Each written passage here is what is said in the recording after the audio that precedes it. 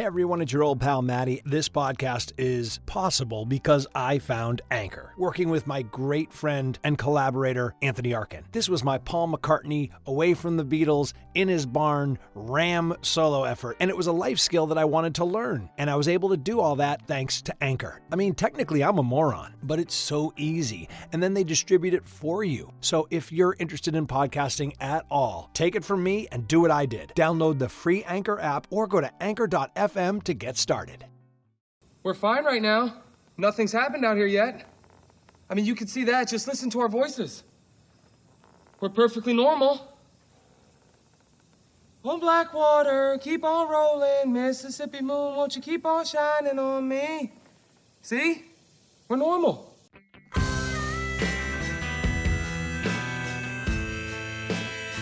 Hello everyone, welcome to a very special edition of Rated P for Paranormal. I'm Maddie Blake, with me, Anthony Arkin. Hello, Tony.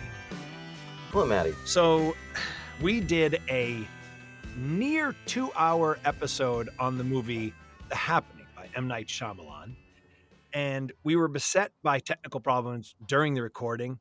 It kept freezing, kicking us out, and long story short, after 2 hours together, recording this episode, we lost Tony's file completely. It is gone. So, and when Maddie says we, he probably means me. I will fully accept that. I did my best. Something went wrong. And of course, we were belly laughing. We used sound on this film. It was a chock full episode, and it's just gone. So let's face it, it was our best episode. Kind of was. It was our finest hour. But it's not even like, this isn't even like a Tenacious D joke or like the greatest song in the world and we can't remember it. No. We were crying, laughing, and we had drops. Yeah. I pulled drops. Tony had drops from the film. Something happened where I mentioned a grandma movie and Tony goes, "What did you say?" Oh my God. Oh. That's lost to history. Now, what's odd is, okay, this is actually going to be good, though, because I'm going to look in the positive, because I'm sick to my stomach right now, because you lose 2 hours of something that you loved. It's just like, ugh. But I'm happy, and I think this is going to be one of those happy accidents, because here's what we're going to do. Oddly, Tony, my side of the interview I'm able to make it an MP3. That is odd that you have your side. Right, and we lost you. Could not rescue yours for whatever reason. It just disappeared into the ether. And we cannot recover it. We've just spent the last hour trying to recover it. It's gone. So what I'm going to do is, well, I guess I'm going to just listen to it and see if I can make something out of it. And maybe without your voice, this podcast might take on a whole new adventure. I'm very nervous right now that you are going to make a discovery that is not beneficial to me. And I'm concerned about that. Well, I think the show will suffer terribly without a sidekick, I gotta say, but you have every right. Maybe I've got one. Listen. Maybe I've got one by the name of Mark Wahlberg. Like I said, there's things we can do. We're actually kind of doing a show now, so right. This is part of the show. This is. I'm here. You wouldn't be talking to anybody right now. Well, we'll see. You might have some fancy editing. Oh, and I got to tell you, we also we did some paranormal breaking news, did an article. We talked about an article about the ISS a guy captured a triangle-shaped craft on the flying by the International Space Station. All that's gone. So I'm just going to take my part and cobble something together just for your entertainment. Now, let me say this. The Happening, I can just get right to it, did not make our shelf. No, it didn't. Unless we have a shelf. Do we have a shelf for burning? No, we don't. We don't burn stuff. Oh, okay. We're not going to burn things. Okay. I thought we did that. Now. We need them around to use as a point of reference of things to never, ever do. And to be fair, we did talk about things that worked for us. And there are a lot of things in this film that actually worked. There's a phenomenal scene that we referenced. John Leg. There are a lot of good horror movie moments, like good like kill moments and exciting, weird things that happen during this movie that are kind of well shot and well done. Yes. So that's the basic gist of what happened. I mean, we recorded this one. That was our longest recording. Maybe that's what happened. Maybe I overwhelmed it. We were at like 148 when it kicked me off. So Just can't handle it. there was Just can't. there was a lot there. Would have been a all-timer. Maybe someday we'll revisit this movie, but I have no more. I just can't. I just have to put this thing behind me. So Okay. let's take this, and I'm going to, as I said, what you're about to hear is my rescued file of my side of the interview. Again, for those of you who are new to this podcast, Tony's in Brooklyn. I'm at my home studio in Rhode Island. He's at his home studio in Brooklyn. So we're apart from each other. So we're recorded in 2 separate channels. And so what you're going to hear is my side of the interview my side of the episode that we did last night for almost 2 hours. And then I'm going to have to, I don't know, I'm going to have to find a new sidekick somehow. So we'll see how this goes. Could this really be happening? I'm hoping it doesn't go terribly well, and that we can get back next week to our normal, routine. In a way, That's what I'm hoping. In a way, because one of the things I talked about was how frustrating it was because I love M. Night Shyamalan and so much of what he's done. We talked about the people who hate the film and how they're wrong, really, because what they hate is the setup, the conceit. They always mention that in their critique of it, like, oh, the air, oh, the trees is poison or something. And we love that. We think the conceit was awesome. The setup was awesome. It's a great premise. It's a great premise. The problem is the execution. And we just don't know what happened to him on this one. That being said, this might be the perfect episode for this to happen because the execution of this podcast has been a fucking disaster. It's on a par with the film. It is in a metatextual way reflecting on the movie. So this was all on purpose. Yes. So it's kind of perfect. I'm just going to let go of what could have been and what we did and look forward to what it is. And it's this. I'm just going to try to cobble something together. One other little thing that we mentioned last night, which I think is cool, is that I feel we were talking about how this movie kind of feels like his answer to Hitchcock's The Birds. And they have a lot of things in common. And I love The Birds, so I'm a fan of him trying to make this movie. I'm not such a fan of the outcome, but agreed. Good try. Yeah, agreed. Not a bad idea. That was another, if I might quote myself again, had you taken this same movie with the same setup, and if he had just taken out all the explanation that he goes so out of his way to explain to us exactly what this is and what is happening, if we just didn't quite really know, the movie might have had a chance. It might have actually been really great. Yeah. Yeah, and then it doesn't really end up knowing what happened. So all that time trying to explain it isn't really put to good use because at the end they're like, we don't really know what it is. Right. And it's so incredibly on the nose. Like there are moments where literally like a newscast will directly answer what a character has just said and vice versa. It happens a couple of times. Right? It's incredible. Like it is now attacking small towns. Where are we? In a small town. Mm-hmm. Like, oh my God.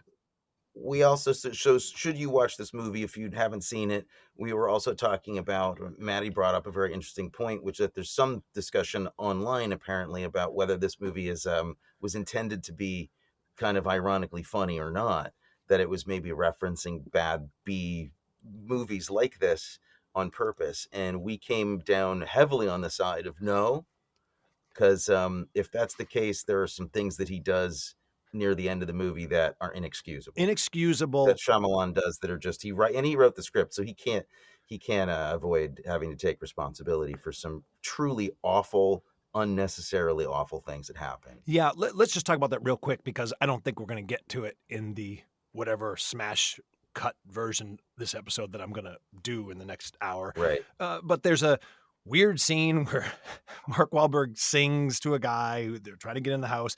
And then what could be seen as either A, intentionally funny and campy, or B, at the very least, funny and weird and a weird choice for the actor, whatever, but definitely on the lighter side of things, kind of funny and wacky. Followed 13 seconds later by 2 children getting executed for no reason.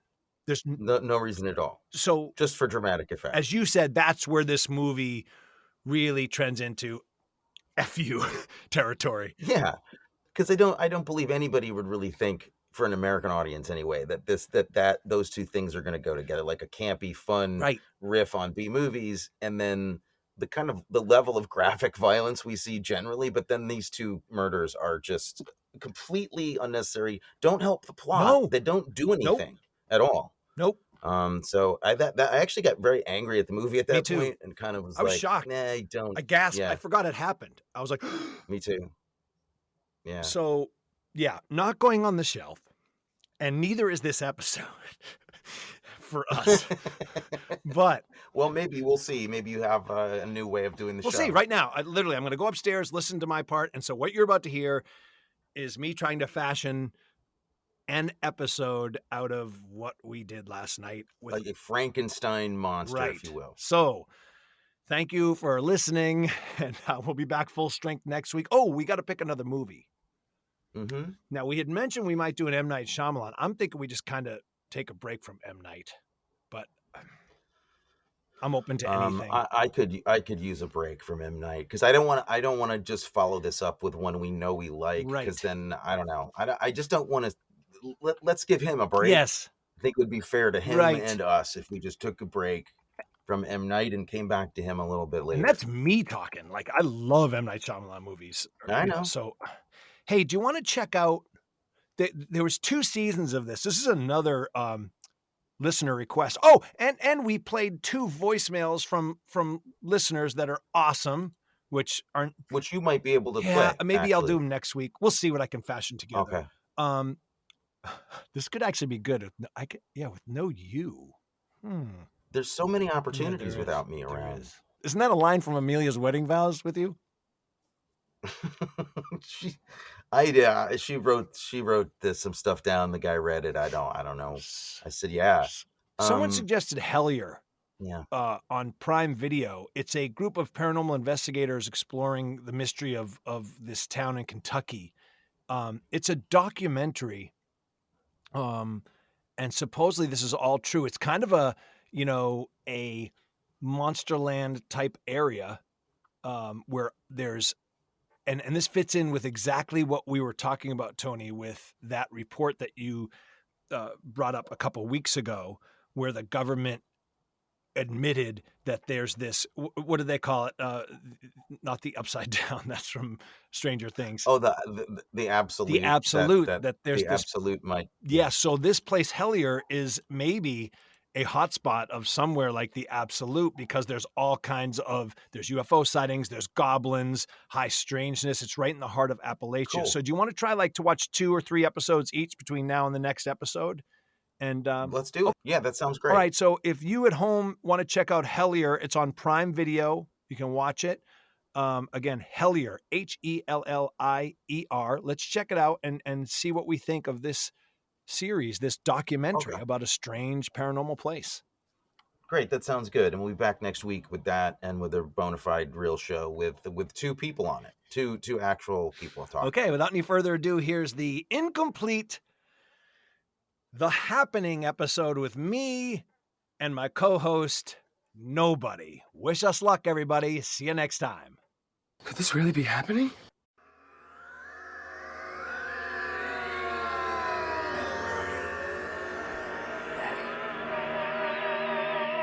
Come in, Maddie. 3, 2, 1. Oh, hold on. 3, 2, 1. How proper for this movie that we started like that.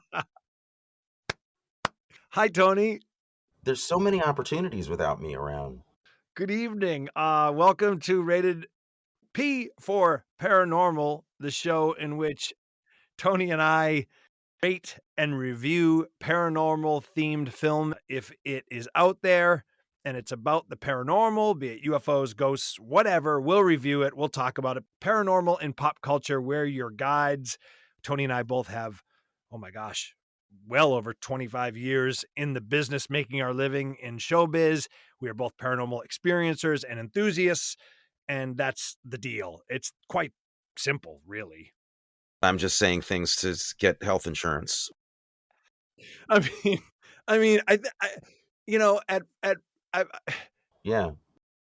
I mean, anyone can just throw a dog in a bag off the river, off the bridge. Yeah. Tony, we have some paranormal breaking news we should get to before we get to our movie, The Happening. So let's do that right now. Don't do anything at all.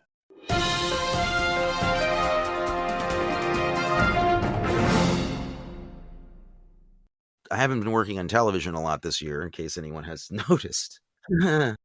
Just let me get to the article, please. If this doesn't work, I'm just going to bail and we're just going to talk about the movie.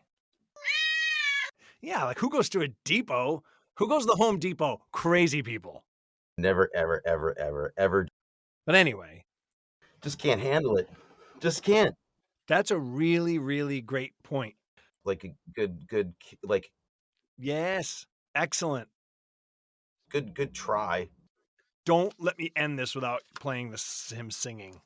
On Blackwater, keep on rolling, Mississippi moon, won't you keep on shining on Tony, Blackwater, keep on rolling, a science teacher, his wife, and a young girl struggled to survive a mysterious plague that seems to be floating through the air, possibly from plants and trees, and causing those infected to commit suicide.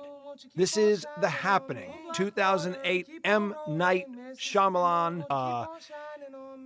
Tony, what's happening? This is like walking into a restaurant, like a Vegas buffet, and you're like, I am starving. And you walk into the Vegas buffet and there's everything from home-style comfort food to sushi to... Hot dogs get a bad rap. Yes. Got a cool shape. They got protein. I don't know where to even begin. Now I'm not hungry anymore. Yeah. What happened? What happened here? There appears to be an event happening. Central Park was just hit by what seems to be a terrorist attack. Central Park? That's kind of odd. Is this a comedy? I'm asking you sincerely, do you think, let's just get right to it, because everyone, if you don't know, The Happening is an M. Night Shyamalan joint that is been widely panned. I'm just wondering, do you honestly think he intended this as a B campy comedy? Or no, do you think that's giving him too much credit and this is just something that got away from him? You like hot dogs, right? It reminds me of like that conversation about The Room. You know, like, was he aware that he was making a comedy? You know, was it self-referential? Was it meta? And there are moments in this movie that I can't believe. It's almost like he intended to make an M. Night Shyamalan movie, and then halfway through he knew it was bombing. So then he just told Wahlberg to like, just sing and let's just have fun with this. Mississippi moon, won't you keep on shining on me?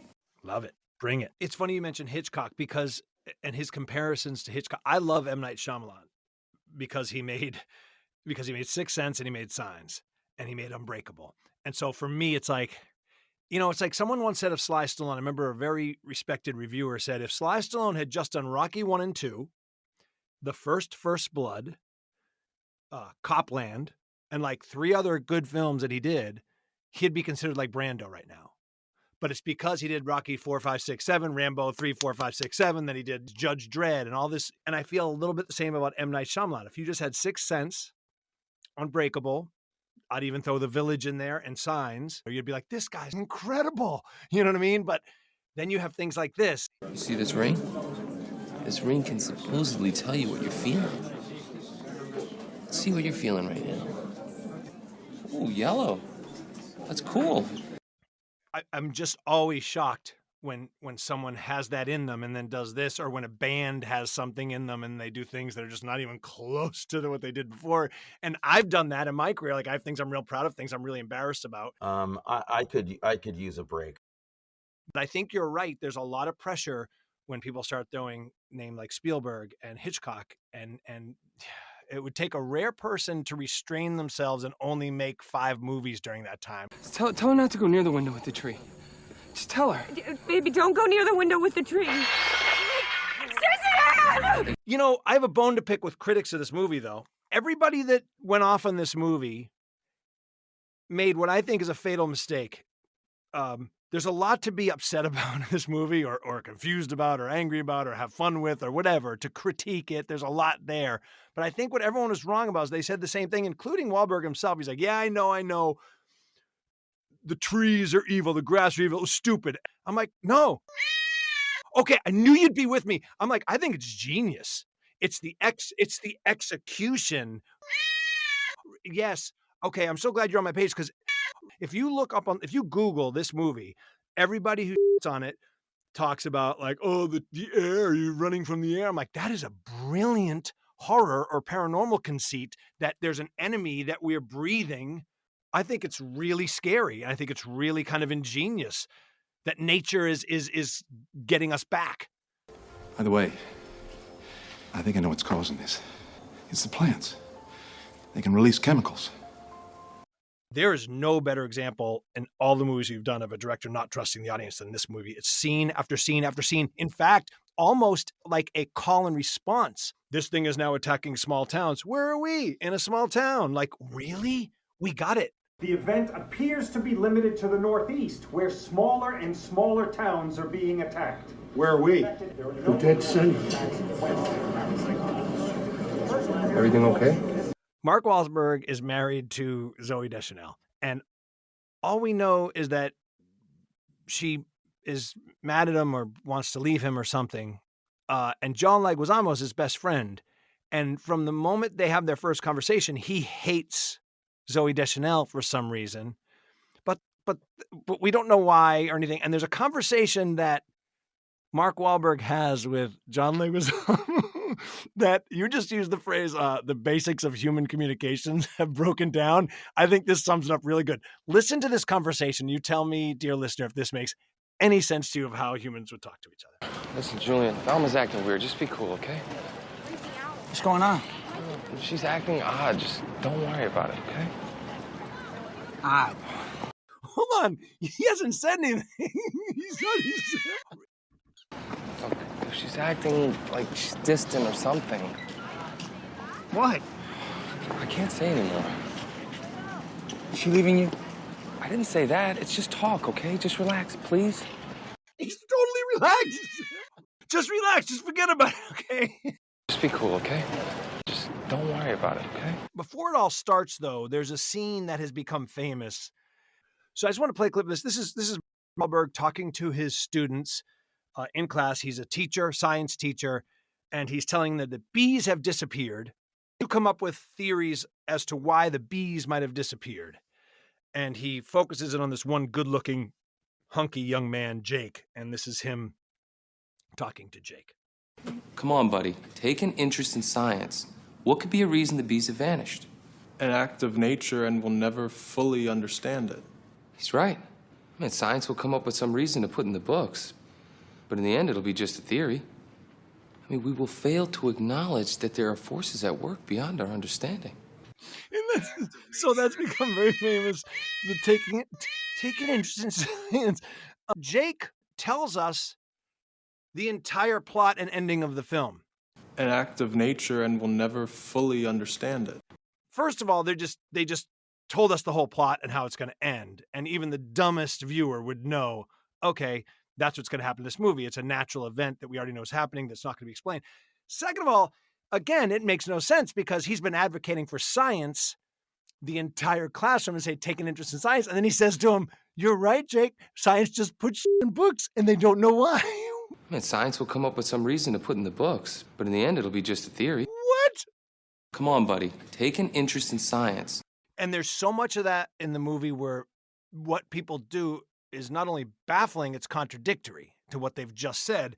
I'll give you another example. Okay, let's play a little game. I just invented this game right now.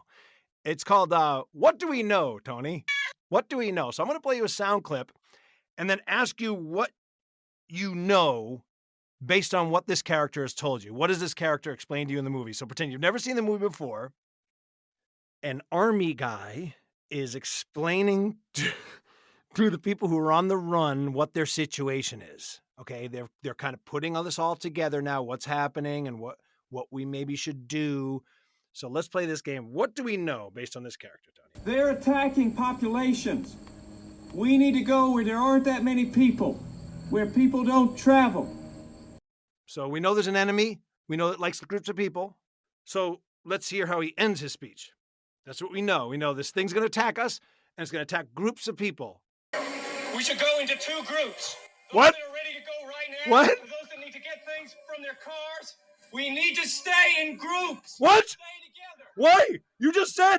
You literally just said. How does that happen in a film?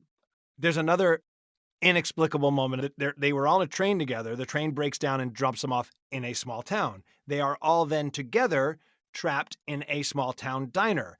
The news guy goes, this thing now seems to be bleeding into small towns. And one of the people in the diner actually goes, where are we? And I'm like, a fucking small town.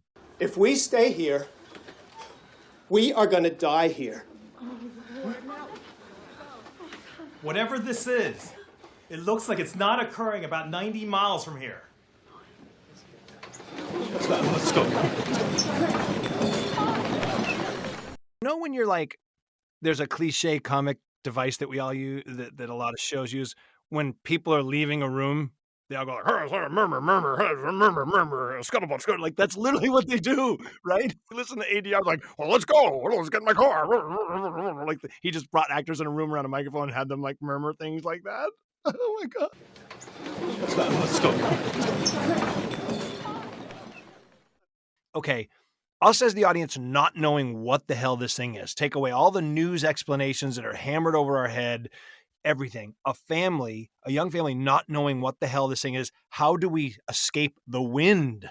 I think the reason that is so ridiculous is because Wahlberg in that high falsetto goes, let's stay in front of the wind, which makes it inherently ridiculous. But it wasn't ridiculous if everything we're talking about, right, was never explained to us really. And if like those moments didn't happen, like, where are we? We are in a small town. It is attacking a small town. Well, let us go from this small town. Let's stay in groups. If none of that was explained, if we didn't know anything about Zooey Deschanel and Mark Wahlberg's relationship, if all those things were just shown and experienced, I think this movie had a shot of being really good. What do you mean? So there are things that work. Okay, my favorite scene in the movie, and this works, and if the whole movie had been this, it would have been great. Leguizamo in the Jeep. He escapes with the people he doesn't know. And classic scene, so well executed, so Shyamalan, so Hitchcockian.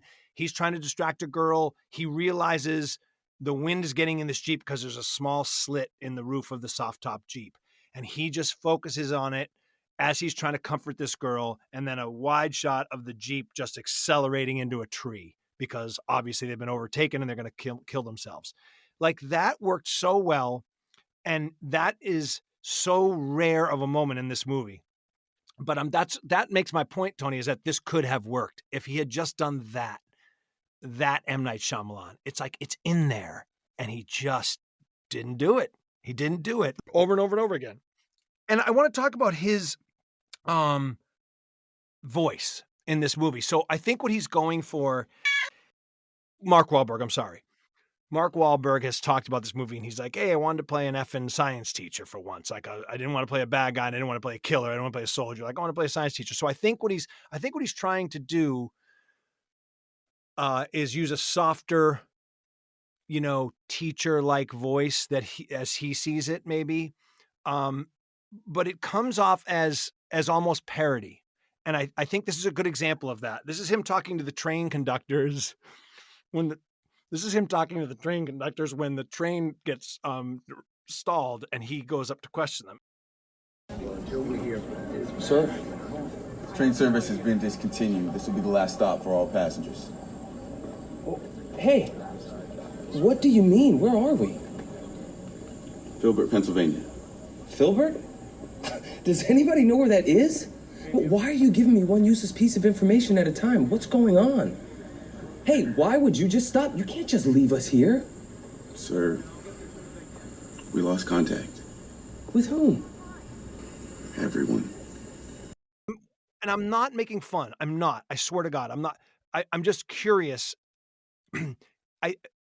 He speaks in a very childlike, What do you mean we're not here? Why do you go? And I just think it's maybe he was trying to go for, like I said, a kind, sweet teacher nebbish type character, and that's not him, so it didn't come off right or something. What do you mean? Where are we? This is how smart and nice people talk, like this. I mean, what is that not?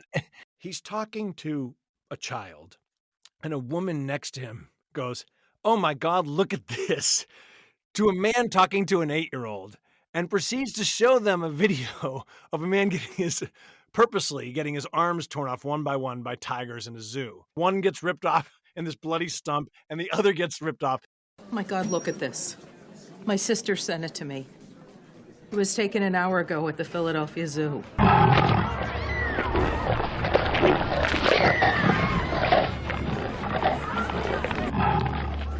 It's Monty Python. He's got no arms, and the blood is squirting on the stubs. And she goes, Mother of God, what kind of terrorists are these? I'm like, lions. Perfect example of a horrible moment in this movie that comes off as parody, that comes off literally as you said, a comedy sketch, or it definitely reminds you of the knight in Monty Python and the Holy Grail.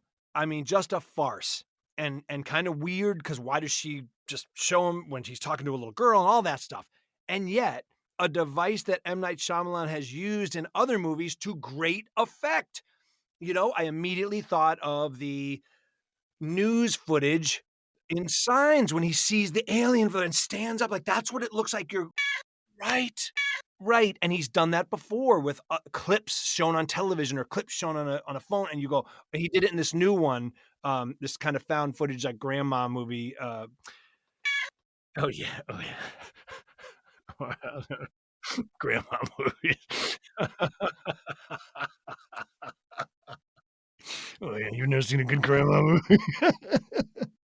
Our brains come equipped with a self-preservation mechanism to stop us from harmful actions. This is controlled by a combination of electrochemical signals in the brain. I'm going to send you some grandma transmitters by certain toxins has been proven to cause hallucinations, asphyxiation, and paralysis. This new neurotoxin is basically flipping the preservation switch, blocking neurotransmitters in a specific order, causing specific self-damaging and catastrophic effects. Keep on rolling, Mississippi moon. It makes you kill yourself. Just when you thought there couldn't be any more evil that could be invented. Oh, black water, keep on rolling, Mississippi moon. Won't you keep on shining on me? We hope you've enjoyed this edition of Rated P for Paranormal. Please rate, review, and share. It really does make a difference. For more information, to participate, and even donate, go to our main page, anchor.fm/ratedparanormal. On social media, we're at Rated Paranormal. All music is by Andrew Galdens Jr. You can find him on Instagram at Kid Riga, or go to therocketscience.bandcamp.com. This podcast was created, written, produced, and edited by Maddie Blake and Anthony Arkin.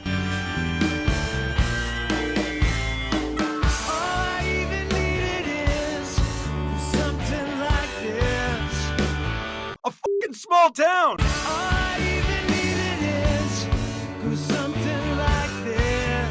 It looks like it's not occurring about 90 miles from here.